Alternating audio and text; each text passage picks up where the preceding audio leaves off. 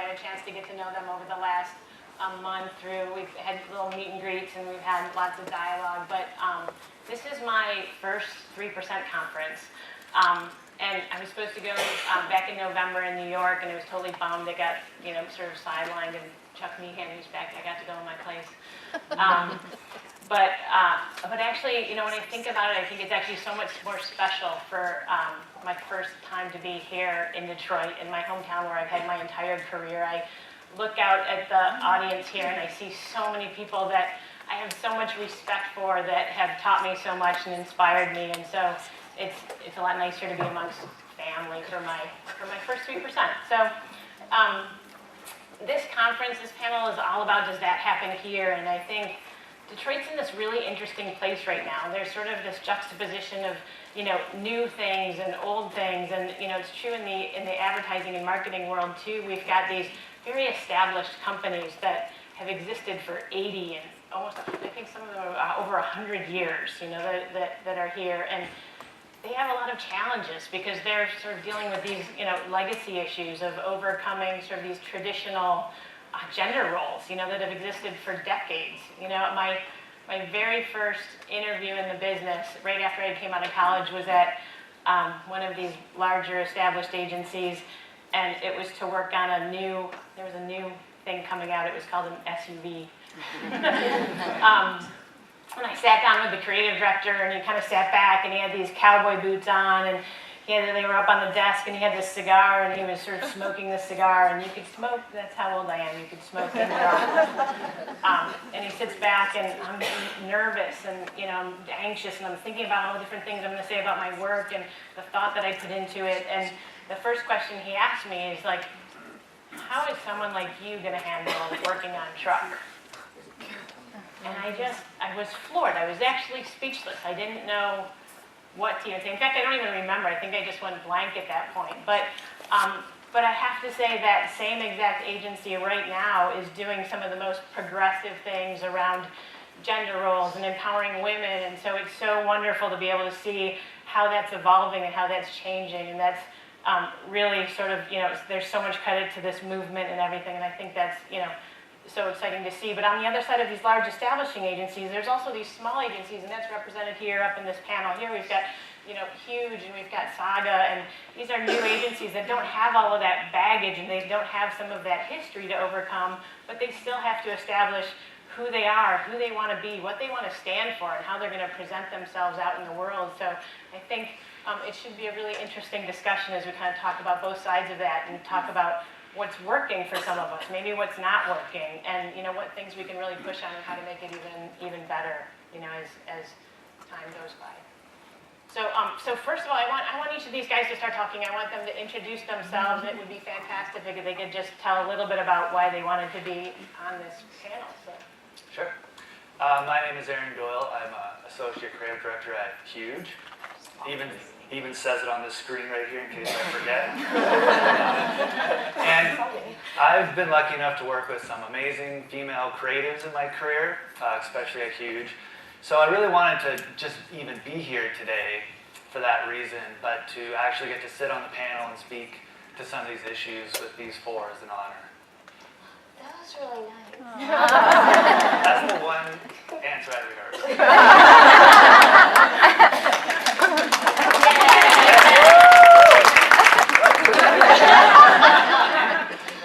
My name is Anita Solomon. I'm a GCD at GTV, so it's pretty easy to say. It's really interesting because I originally wanted to do this panel because my entire career was in Chicago until I moved here about 5 years ago. So I wanted to meet people and know the community a little bit better. And that's not why I'm here now. Why I'm here now is based on just like the conversations I've had with this group of people and just a lot of introspective. I'm really jazzed to just represent the people I work with, the men and the women, and this community, and to be a part of all of this. And that's honestly why I'm here now, and so I'm really grateful for this day, so thank you.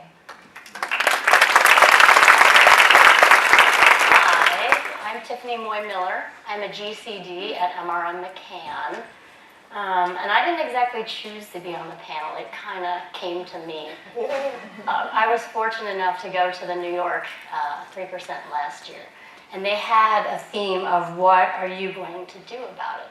And they had postcards like you have on the chairs now that you had to answer what you were going to go back and do with what you learned about at the conference, what you were going to do about gender equality, what you were going to do about equal pay. So the answer on my card was, I'm going to tell women to stop apologizing unless they truly fuck up. And I'm going to inspire the heck out of people, including the men that I'm around, until I can get onto that 3% stage. So next thing you know, 3% is coming to Detroit. McCann World Group happened to be the sponsor, and I happen to have an awesome CCO who supported me and suggested that I end up here. So I thank him for that. But I'm thrilled to be up here because I think it's really super crazy, way important for women who are, we'll say, younger than me, to see people in positions that they aspire to hold. So I'm honored to be here.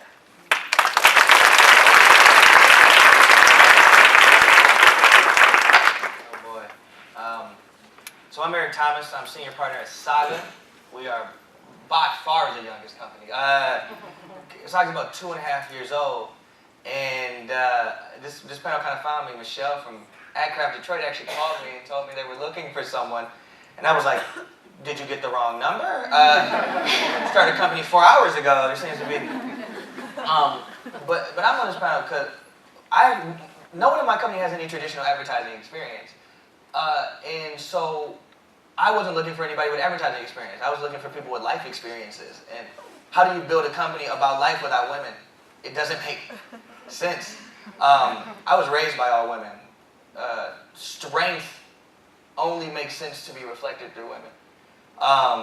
And so that's why I was excited to speak at this conference, because I'm excited to see how many women are here. And you look at my company, it's almost surprising that there's not that many women. I was just talking about it. I haven't had a piece of creative go out that hasn't been touched by women. I think they're the best employees that I've ever had. And I would be excited to work for them, and I'm excited that they're working for me. So that's why I'm here.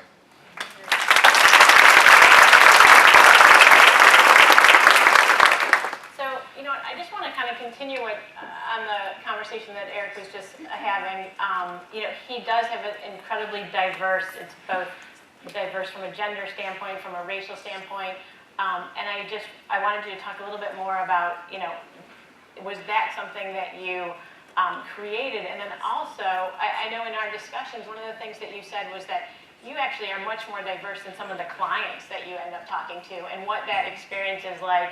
When you walk into a room and you're probably, speaking to maybe a whole group of white men, and you almost have some of the, the opposite experience than a lot of us do. And I just would love for you to talk a little bit about that.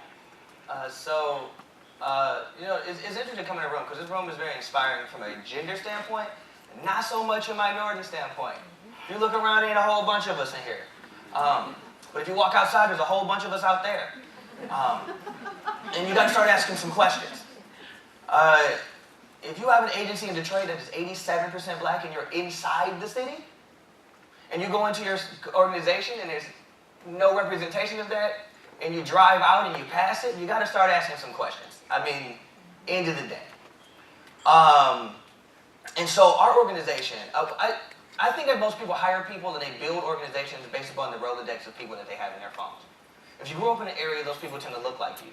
If you work with people, they tend to look like you. Even when you go to college campuses, the college campus groups do not look like the brochures. And so, those people are your peers. You grow up, you hire them, you call your friends, yada, yada. That's dope. My organization is very black, right? But we're in Detroit. I'm from Detroit. My friends are black. But we were joking. We just recently hired a young white woman because we're diversifying. And we work on projects like UAW Medical Retiree Benefits Trust. These things where the average age of the user is 65, mostly Caucasian males. My oldest employee is 34. My youngest is 19. And so we outsource white talent. We go, we need a creative director that understands what the hell is going on in the mind of a white male. Most of your organizations will not have that challenge. Most of you are too white male, right? But it is really interesting when we get a chance to have these conversations. We go into these rooms, and I think as a woman, you know, and as a minority, you know, you represent your entire people when you go in those rooms. And so you're trying to get into the mind of someone who has a privilege that's different than yours, and challenges that are not quite like yours. And sometimes you have to step outside yourself. I do not believe in like trying to step outside myself to get into your body. I want to hire someone that looks like the people that I'm trying to represent. I want to bring on the talent. We were joking before when they were like, well, we're trying to work with this Hispanic market. There's got to be a business model around just hiring Hispanic moms. Not to do the creative, but just to be on staff so when somebody looks at it, they go, I think that's racist. You know, where is the like you got ACDs, account directors, and blah blah blah. That's racist guy? Like, is there a job title for that?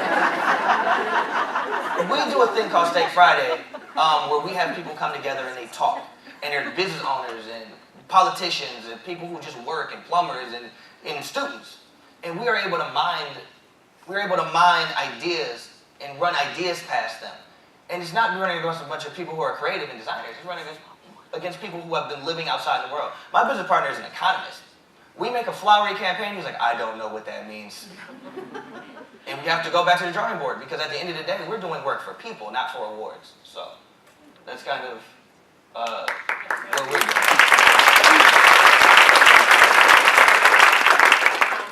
So now I want to talk a little bit about work-life balance, especially for women and moms. I know it's across the board too, as you know, we all seek for this gender equality, but it's a real struggle for women to sort of try and figure out how to balance that amazing career with that amazing parent, right? And there's a lot of guilt and there's struggle involved, and you know, and how to support people, how to support our teams, and how to support our people. And Tiffany, I'm hoping you're going to talk a little bit about this.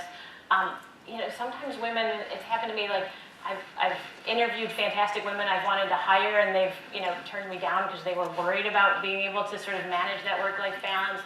I've had women, and I know, Tiffany, you've had this too, where women are just somewhat timid about coming to sort of take time off, even if it's for things that are happening after hours, for things, child recitals and things like that. They're just a little bit more apprehensive or sort of, you know, timid about sort of demanding that, which is so important. And I would love you to talk about how you support those women and how you support that need for that balance, and how do you empower them to take that, because that is so important. Absolutely. I'm going to try to make it short. Work-life balance is something I could talk about for freaking ever. Okay, so work-life balance, it's kind of a joke or a dream. Like, it's somewhere out there. We're all just maxed out trying to make everything work. We're juggling everything we want to do, everything that is important to us at all times. So when it comes to work, how I support the women in my group, I guess I feel like I take your family comes first. That is the most important thing, and your health is second. All of that supersedes what's happening at work, and you have a right to go and do that, and you shouldn't be timid to ask for time off and to ask for the things you need to support those things that fuel you outside of work. So I will always support that. I'm always open to the conversation. But I feel like when you take your job, it comes with a responsibility. And if you know you're going to have those things, just have the conversations, have your work covered. Go check in after your kid's soccer game, get back online, make sure your work is covered, because that's your part of it. And I also, I got lost in my head here. Oh, the guilt thing. Parenting is really, really hard. Whether you're a mom or a dad, you're drawn. You want to do what's right for those little people who you're responsible for. So there's always going to be that guilt of leaving them behind. So I guess I kind of feel like moms tend to allow themselves to carry the guilt around more than men. But it's taken my entire momhood to learn to say to myself and really believe it, you're doing the best you can, and that's okay. Even when you fuck up, you're doing the best you can, and that's all you got at that time, and it's okay. So I feel like in terms of leading a group, as long as you approach things and appreciate and respect that people are also out there trying to have that balance. It makes people want to work harder for you if they know that you care about them when you're out there. Can I add something to that? Please.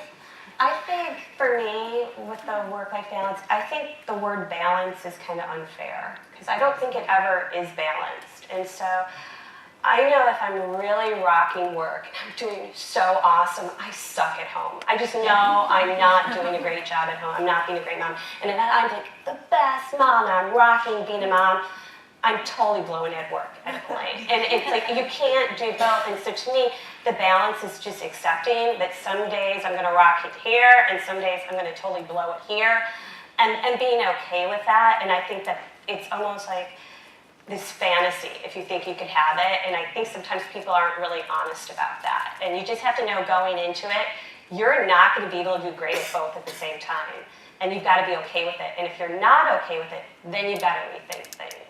Because if you're not all right with who you are with it, and you let the guilt get to you too much, you're not going to be effective anytime in either place. So I just want to add that. You know, it's really funny. I just saw that they were going to have a daughters panel at Cannes. And it actually sort of terrified me a little bit because I have a daughter, and there has been so many times where she has threatened to go into Rob Strasberg's office, or she doesn't know Eric very well, he's still a little bit new. And she's like, I'm going into his office and I'm going to tell him that you have to come home tonight and you have things to do and you have to help me with my school project. I'm just like, just stay in my office. You know? So I'm sorry, Eric, if she ever comes into your office, you'll just have to deal with it. But she's funky, so she could never be on that panel. She would yell. But hopefully I'm empowering her to do what she loves. So let's keep going. So Anita, you've had a different sort of experience, you know, sort of as you came up in the world of advertising. Both Tiffany and I worked for automotive clients with a lot of men. I think I even said that I think I had maybe one and a half sort of creative leaders throughout my entire career. I think Tiffany, you were in the same boat with just one or two. But Anita, you had a different experience. You, I think, because you worked a lot on packaged goods, and it was, you know, very mom-focused products.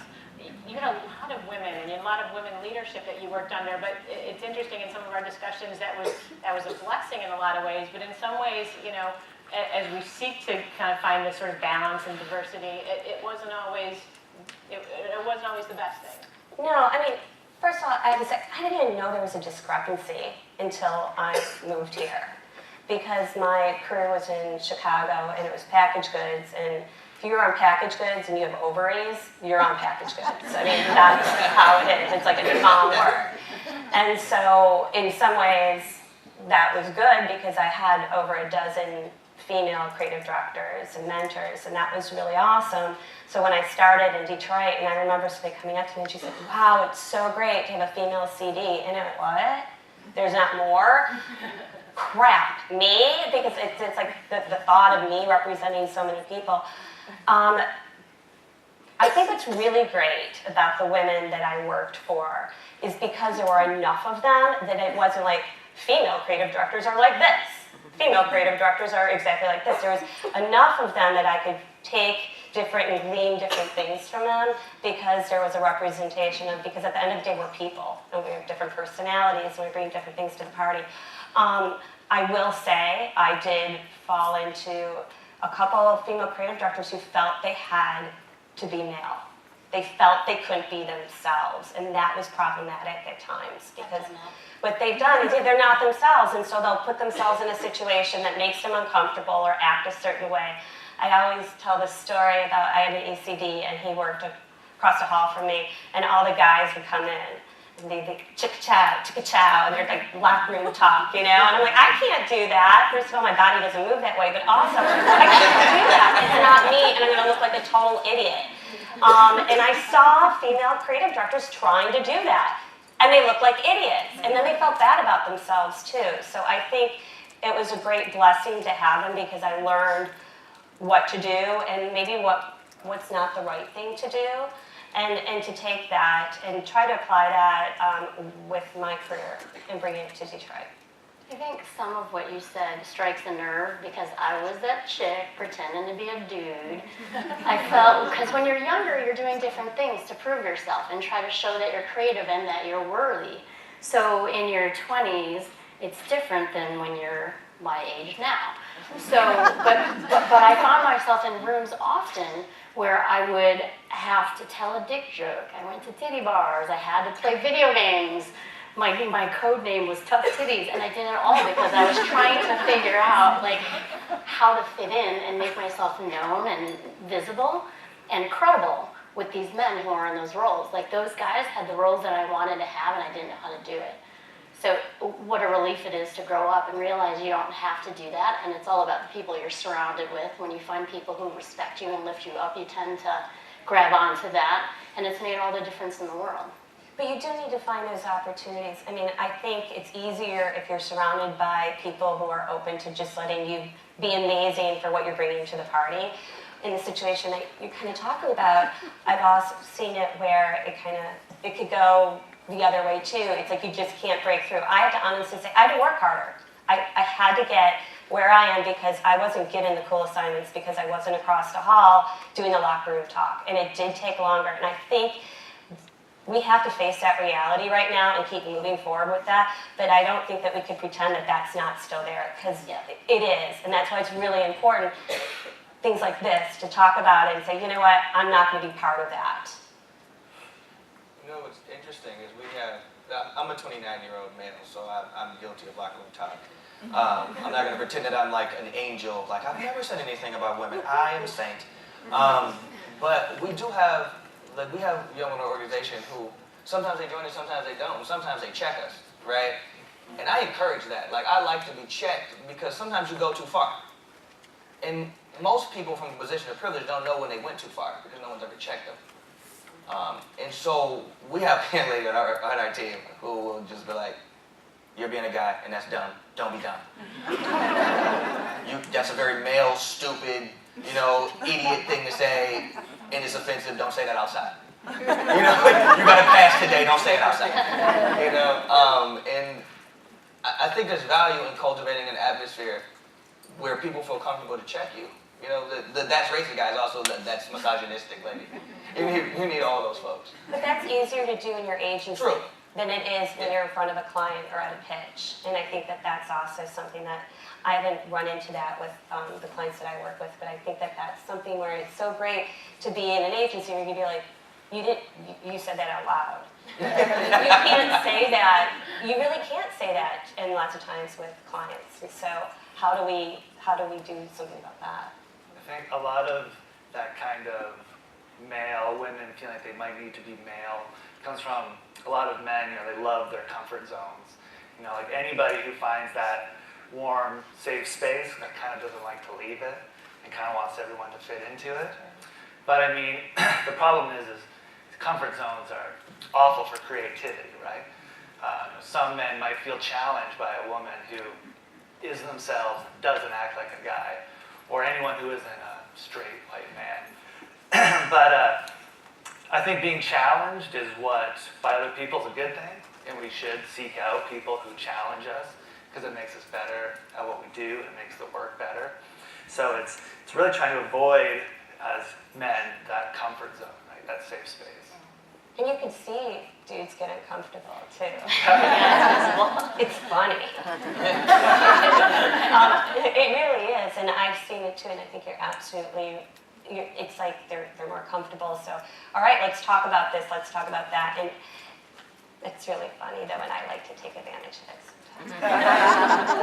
At some point it's a guy's job. I mean, sometimes, and I'll see it from time to time, when you see people in a busy room, and there's like a bunch of guys and a couple of women, and every time a woman says something, the guys are like, but this thing, right? Yeah. I mean, sometimes it's a guy's job to be like, hey, this time, right? You have to be an advocate to some degree, because, I mean, you can not only is it uncomfortable, you can see when people become unsettled, and they don't want to jump into the conversation, they feel like they're being excluded. And so you do have to kind of keep your eyes open. If you're going to be an advocate, you have to keep your eyes on those who you advocate for. you to talk about Huge and the culture there, because it seems like they're incredibly supportive. It's an incredibly diverse place that you work work at. You know, just not only in the Detroit location, but even nationwide. And they seem incredibly supportive. And is it something that Huge like actually seeks out, sort of that diverse employee base? And how are the different ways that they support you guys? Well, there is a really even male-female mix, especially in the Detroit office. The creative department is nearly half and half, and it is intentional because, you know, when you're trying to cultivate diverse ideas, you need a diverse group of people. But more important than just hiring, even split men and women, Huge is very good at empowering people, regardless of their gender and even regardless of their title, to kind of make decisions within the company and follow what they're passionate about. One of their mantras that I love is just give a shit. And earlier this year, there was, I think, almost 50 people from around the network traveled to the DC office for the Women's March and even slept on cots in the DC office. And you know, it wasn't, what I love about it was beyond just the initiative was it wasn't something that came from like management that, you know, we should represent the company at this event. It was literally Huge employees working with other Huge employees to kind of make this happen.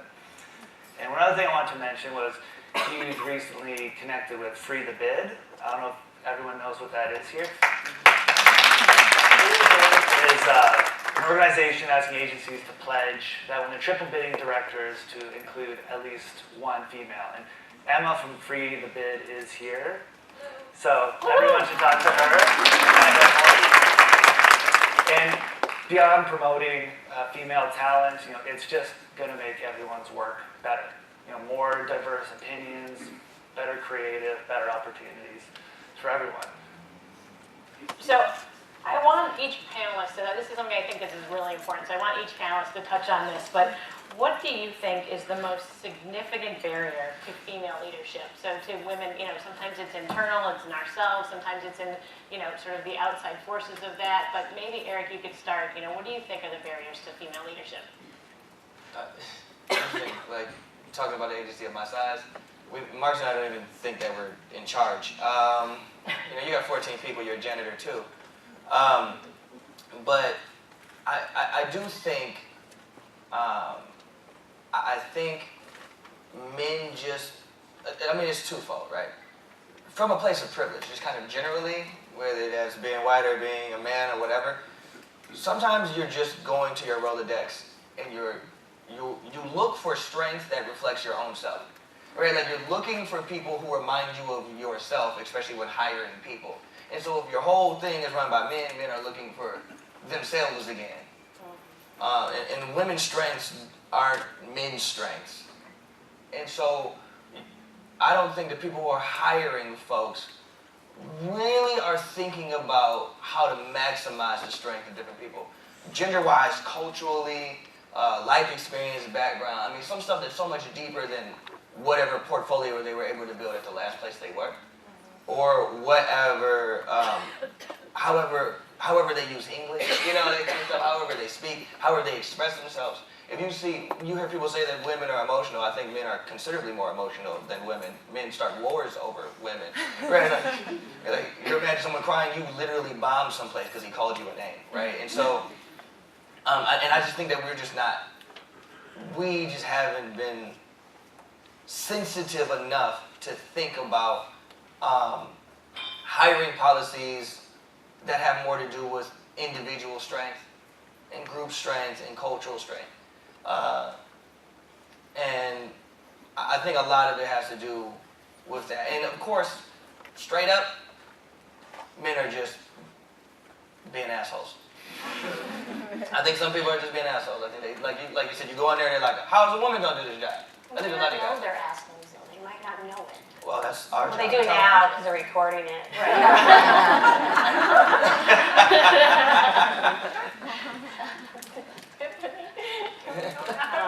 I guess my answer to what some of those barriers are, it goes back to what I said when we first started. I think not seeing women in positions of leadership is a complete barrier, because if you can't see yourself in that role, it's so easy to say, oh, forget it, I have responsibilities at home, I have other things I have to do, or hey, there's more women at that company, I'm going to go over there and do that because I feel like I fit in more. So the more we get women to stay in this business, the less barriers there are.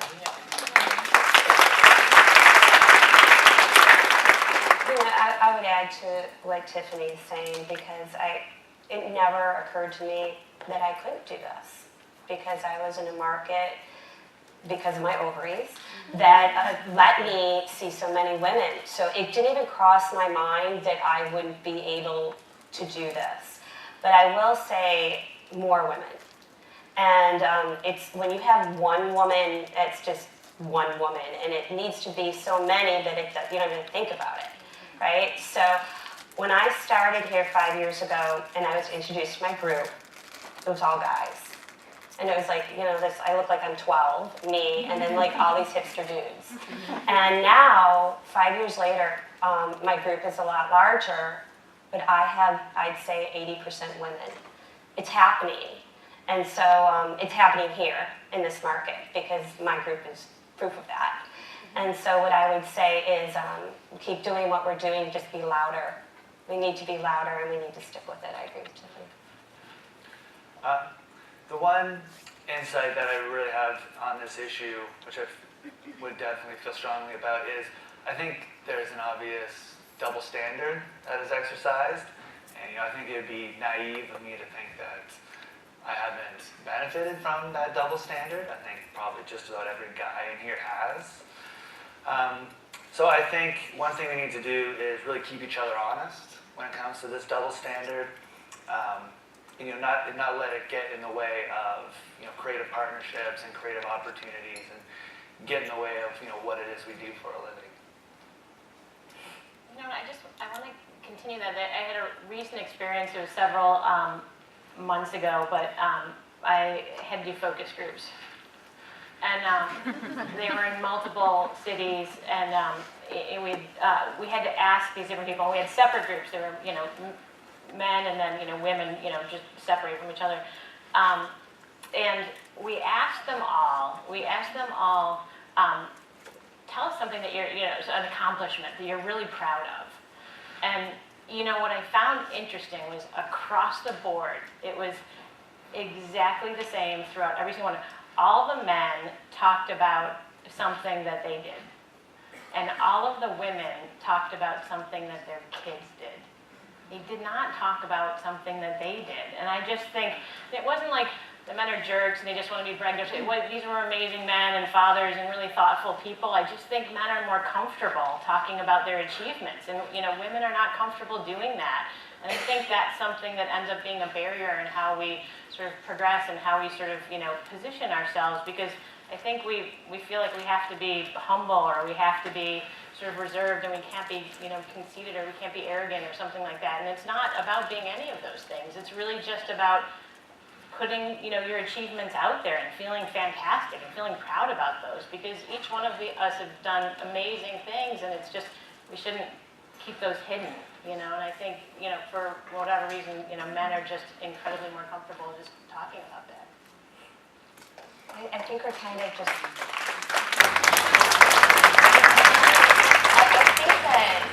Do you guys remember, I think it was a spot in a video years ago, the sorry one? Remember how the women are always like, sorry, sorry, sorry? Oh my God. So many times. I still do that all the time. I'm really not happy with this work. I'm really sorry. I'm really not, I'm still doing it, and I kind of catch myself. And I think that part of it is just like, socially, women are women and men are men. And it's like, I think that you almost have to consciously, when you're a female manager, own it. Like, you gotta like sit up straighter, and you gotta like own it and be okay with it. And I have to self-talk myself sometimes. So I don't know if you guys remember that. If you haven't seen it, think how many times as a woman you say you're sorry during the day, and then watch a dude. It's astounding. It really is. So. I know we want to get to a question and answer period, because I think we're ending this at 10:45. You should know these things, right? 10:45 is when this starts. But first of all, like I kind of wanted to end this whole thing on a high note because I just think every single one of the agencies that are represented up here on this panel are doing some amazing things, and you're getting a little bit of a glimpse of it on the screen right now. This was a post of new hires that have just been hired by Donor, and it's just an amazing display of diversity, both gender and racially. And even we got a nice little shout out from Cindy Gallup on there too. So I think it's the zero things are fantastic, and so we can see it changing inside of Donor every single day. And then I kind of want you guys to talk about this too. Anita, do you want to talk about this because this is such a fantastic program you guys have? So this is called the Returnship program that GTV has. It started in April 2016, and basically it's that story of women who were in the field who left to pursue other things or to have families, and it's a way of getting them back in. So it was a seminar, I think, yeah, it was April, and there were 75 women, and there was a panel to talk about how to market yourself, how to brand yourself. There were interviews, and then they hired, I believe, 7 women had returnships through the agency, and 3 of them have already been hired. There's still 2 that are going on right now in the fields of creative. There's program manager, analytics, and account. So it's a really, really great program because it's saying you can get back in. And that's something that, as we know, is a barrier. And I'm really proud of the agency for having that. It's really awesome.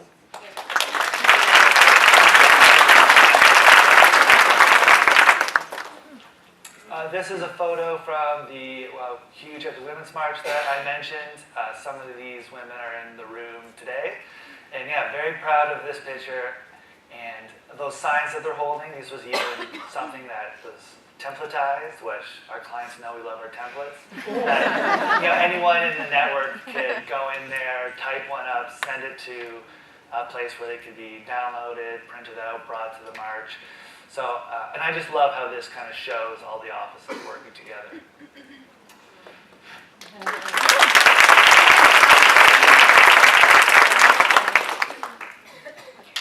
So that's us, MRM McCann, in March for the Women's March. This kind of goes back to not being timid and asking for things, ladies, because I had just recently started an MRM and I came back all fired up from the 3% conference. And by the time the Women's March came around, I was like, hey, to my CCO, Jeff, I'm like, what if we just gave the women, and this was Saturday, and the march was on Wednesday. I said, hey, what if we gave all the women the day off? And we kind of just like, you guys can cover things here. And I was like half expecting to have, I was half expecting to be shut down right there. And he's like, you know what?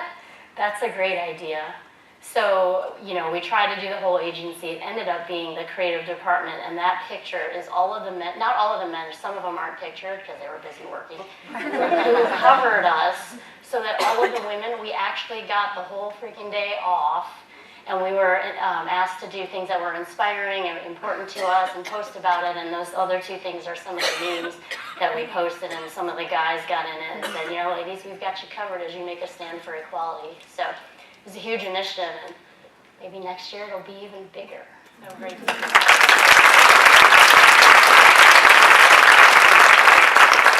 Last but not least, all the white people that he's got to talk. Diversity. This is a picture of beautiful diversity. Diversity hires. It's funny when we got caught, they were like, we need a picture of your team. We were like, I don't think we have a picture of our team. I hate pictures. And so I try to stay out of them as much as possible. But I think there's something interesting about the diversity of this image. And the important thing is that, there's a lot of black people in that picture, but they're all very different people. Mm-hmm. I think we look for carbon copies of the same dude in different shades and genders. And every single person in this image is an individual, and they're from different parts. The tall guy in the background with the beanie on, who literally wears it all the time, the 32-year-old gamer. I am a dude from the hood that likes suits. The guy on the end is a college of creative studies student. The guy in the jeans is my business partner. He's actually the economist. He handles all the business. I do all the creative work. Tori is the young white girl who is loud and crazy and fantastic and an amazing member of our team. Michael Lynn is the young lady in the thrifted purple outfit that is dope. Social media celebrity, 40,000 followers on Instagram. Fantastic, she's running our social media. Crazy thing, she was having a hard time finding a job with 40,000 followers on Instagram, 1 million views on YouTube, a degree in psychology and a degree in communications. What the hell? The young lady in the middle page speaks 3 or 4 languages, 3 degrees from the University of Michigan. All the opportunities in the world came to work for us. There are so many people, she's from the suburbs, I'm from the hood, right? The diversity that you can find in these different identities, like you're looking at people and you're like, black people, white people, but there's shades, and there are different life experiences, and that's what I think we like. Charlie is another, the young lady in the athletic wear is another social media celebrity. Very talented. She does everything. She's a web developer, and she does production, and she does creative stuff. She does all this other stuff, and she does social media campaigns with us sometimes. There's a lot of talent. I think if you begin to look past the demographic build. So beautiful.